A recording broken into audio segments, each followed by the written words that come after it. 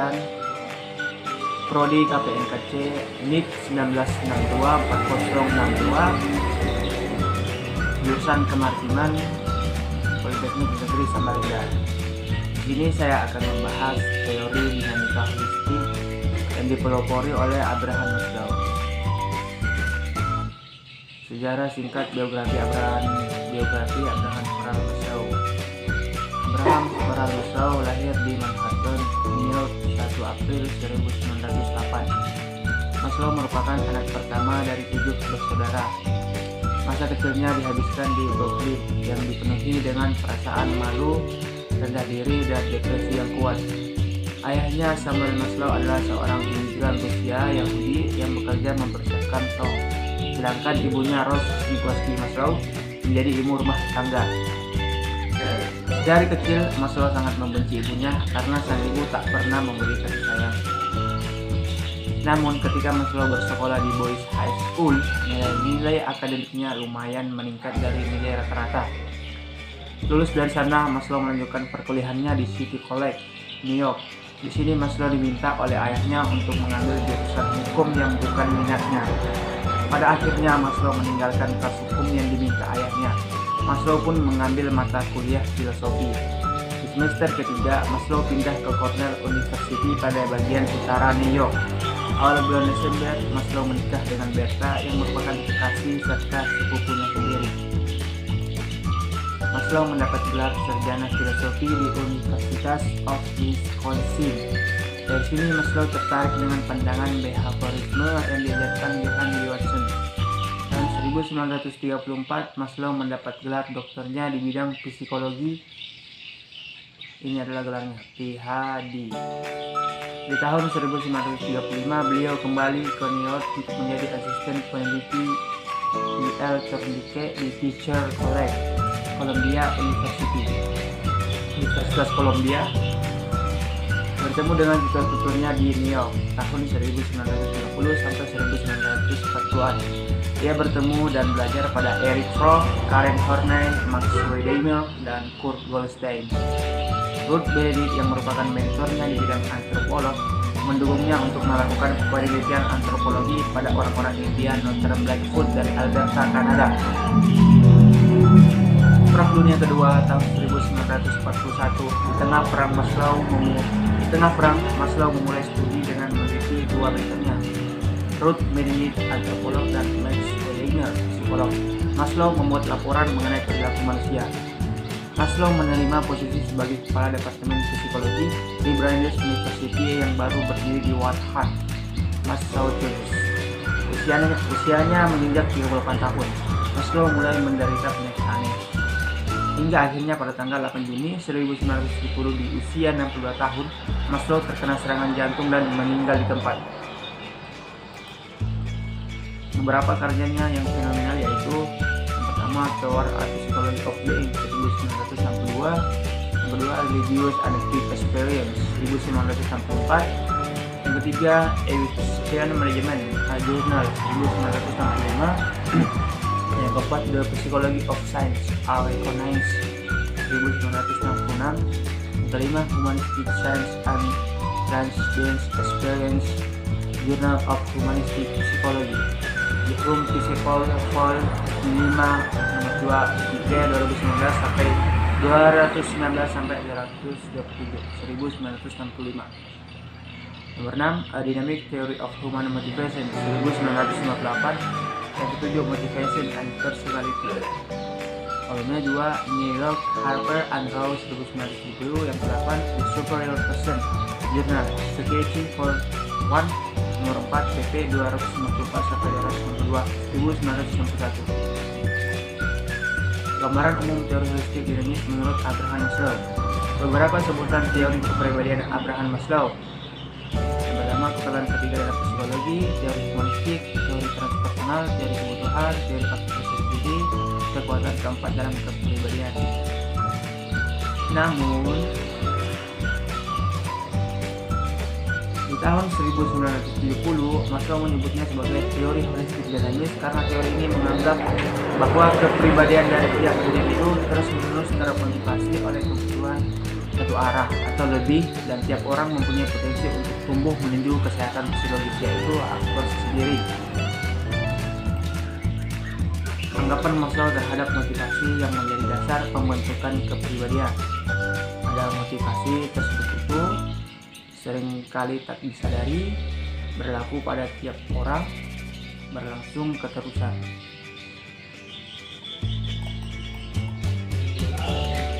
Aktualisasi diri, suatu proses menjadi diri sendiri dengan mengembangkan sifat-sifat serta potensi individu sesuai dengan keunikannya yang ada untuk menjadi pribadi yang unik. Aktualisasi diri dapat dicapai setelah individu telah mencapai dan memenuhi hierarki kebutuhan yang paling dasar, yaitu kebutuhan fisiologi, kebutuhan keamanan, kebutuhan cinta, kasih sayang, kebutuhan penghargaan, baru kemudian memenuhi aktualisasi diri. Kebutuhan hierarki atau konsep hierarki kebutuhan, hierarchy of needs. Maslow beranggapan jika kebutuhan-kebutuhan di level terendah harus terpenuhi atau lebih baik terpenuhi lebih dulu sebelum yang lebih tinggi menjadi hal yang memotivasi. 5 kebutuhan yang membentuk hierarki ini adalah kebutuhan konatif needs. Kebutuhan ini bentuknya dorongan atau memotivasi. Teori hierarki kebutuhan dasar menurut Abraham Maslow. Ini adalah teori dari paling dasar hingga yang paling akhir. Ada physiological needs, kita membutuhkan makan, minum. Ada safety needs, membutuhkan kenyamanan, dan rumah, tempat tinggal. Dan kebutuhan teman ini cenderung lebih ke anak-anak karena tingkat kesadaran diri mereka masih kurang. Sedangkan orang dewasa kebutuhan keamanan itu jarang sekali, kecuali kebutuhan keamanan ini yang berlaku bagi dewasa itu ketika dia mengalami bencana seperti gempa bumi, longsor, tsunami, seperti itu. Love and belonging needs ini misal kekeluargaan, timbul rasa kekeluargaan, ingin diakui, rasa cinta, itu pacar, ingin menikah, seperti itu. Dan ini kebutuhan akan penghargaan, ini mengenai prestasi, kinerja karyawan di perusahaan. Dan terakhir aktualisasi diri, ini seperti aktualisasi ini seperti ingin berpengaruh di suatu organisasi atau suatu masyarakat. Kebutuhan fisiologis. Kebutuhan paling mendasar bagi manusia berada pada tingkat fisiologis, physiological needs. Kebutuhan fisiologis adalah kebutuhan yang mempunyai kekuatan atau pengaruh paling besar dari semua kebutuhan. Makanan, air, oksigen, istirahat, dan lain sebagainya. Contohnya, ketika seseorang merasa lapar, ia akan termotivasi untuk makan, bukan mencari teman atau bahkan pasangan. Dengan ini, motivasi utamanya ialah mencari sesuatu yang dapat dimakan. Perbedaan kebutuhan fisiologis dengan kebutuhan lainnya ada 2. Yang pertama merupakan satu-satunya kebutuhan yang dapat dipenuhi atau selalu terpenuhi. Yang kedua, kemampuannya dalam muncul kembali. Kebutuhan akan keamanan. Setelah kebutuhan fisiologis terpenuhi, manusia termotivasi akan kebutuhan akan keamanan safety needs yang mencakup keamanan fisik, stabilitas, ketertiban, perlindungan, dan kebebasan dari kekuatan yang mengancam seperti perang, terorisme, penyakit, rasa takut, kecemasan, bahaya, kerusuhan, dan bencana alam seperti yang saya terangkan tadi. Perbedaannya dengan kebutuhan fisiologis dalam hal ketidakmungkinan kebutuhan akan keamanan yang terpenuhi secara total, manusia tidak dapat benar-benar berlindung dari meteor, kebakaran, tsunami, dan bencana alam dunia. Kebutuhan akan cinta dan keberadaan. Setelah manusia memenuhi kebutuhan fisiologis akan keamanan, mereka akan termotivasi dengan kebutuhan akan cinta dan keberadaan, love and belonging needs, seperti keinginan untuk berkawan, keinginan untuk memiliki pasangan dan anak, keinginan untuk menjadi bagian dari keluarga, perkumpulan, lingkungan masyarakat, atau negara. Kebutuhan ini mencakup beberapa aspek seksualitas dan hubungan dengan manusia lain, juga kebutuhan untuk memberi dan mendapatkan cinta. Maslow sebut sebagai Terdapat 3 kelompok manusia akan kebutuhan cinta. Kelompok manusia yang sedari kecil kebutuhan cinta dan keberadaannya cukup terpenuhi, kelompok manusia yang tidak lemah, yang tidak pernah merasakan cinta dan keberadaan, kelompok manusia yang menerima cinta dan keberadaan dalam jumlah sedikit. Jadi kebutuhan cinta ini terbagi menjadi 3, dan setiap orang itu menerima kebutuhan cinta ini berbeda. Ini adalah yang didapatkan dari setiap orang pada 3 ini. Kebutuhan akan penghargaan. Setelah terpenuhinya kebutuhan akan cinta dan keberadaan, manusia bebas untuk mengejar kebutuhan akan penghargaan, esteem needs, yang mencakup penghormatan diri, kepercayaan diri, kemampuan, dan prestasi.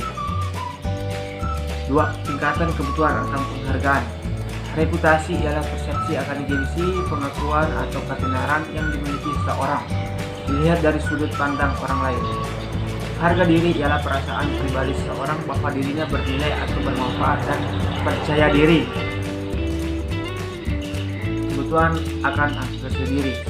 Terkadang hanya sebagian orang ingin bergerak menuju tingkatan aktualisasi diri. Kebutuhan akan aktualisasi diri, self-aktualisasi ini berisi pemenuhan diri, sadar akan potensi diri, dan keinginan menjadi seseorang yang kreatif. Maslow 1970.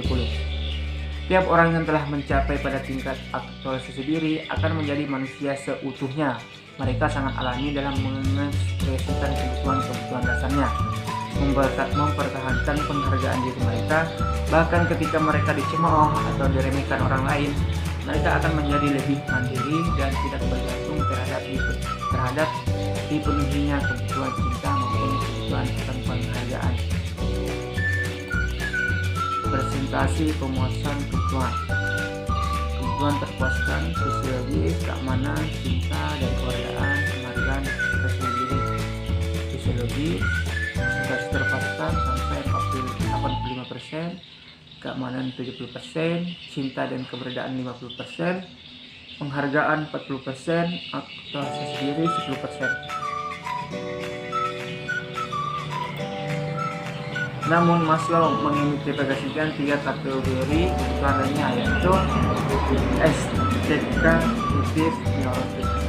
Terpenuhinya kebutuhan estetika dan kognitif sama dengan tercapainya kebutuhan psikologis, dan bila keduanya kurang terpenuhi akan mengakibatkan kemunculan hal-hal patologis baik terpenuhi,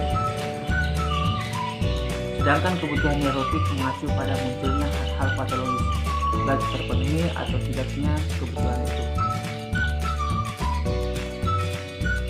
Kebutuhan estetika estetik bersifat universal. Ini yang membedakannya dengan kebutuhan konatif. Namun sebagian orang di tiap budaya termotivasi kebutuhan akan keindahan dan pengalaman yang menyenangkan secara estetis. Maslow 1967. Individu yang kebutuhan estetikanya kuat mengharapkan lingkungan yang indah juga teratur. Jika kebutuhan ini tak terpenuhi, mereka akan merasakan sakit seperti rasa sakit pada kebutuhan konatif.